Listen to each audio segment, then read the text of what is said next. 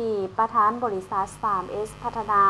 แสดงความรู้สึกภาคภูมิใจที่ได้เข้าร่วมกองประชุมสุดที่มีความหมายความสำคัญของภาคของชาติเฮา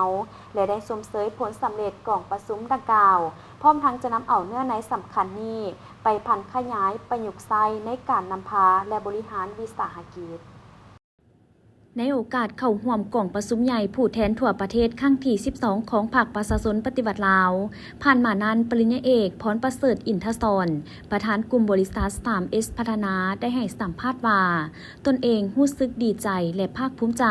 ที่ได้เข้าร่วมกองประชุมครั้งนี้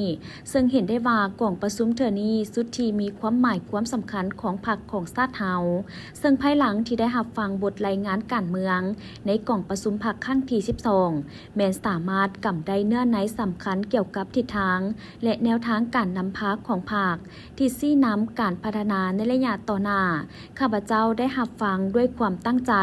และรู้สึกซาบซึ้งอย่างยิ่งต่อเนื้อในอันล้ำค่าในกองประชุมครั้งที่ 12 ของภาคพร้อมกันนี้พวกเขา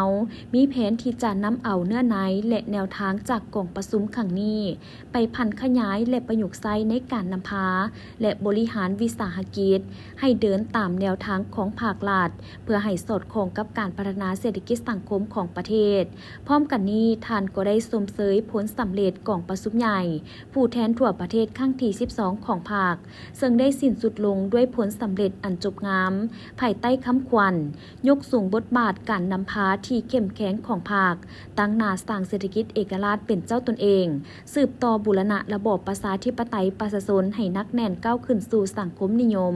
และอวยพรไซให้บรรดาทานผู้นำและอดีตการนำทุกทานจงมีสุขภาพแข็งแรงและสำเร็จในหน้าที่การงานเพื่อนำพาประเทศชาติก้าวไปสู่การเป็นประเทศพัฒนาประชาชนหลุดพ้นจากความทุกข์ยากและเป็นประเทศที่มีความสีวิไลอย่างยืนยง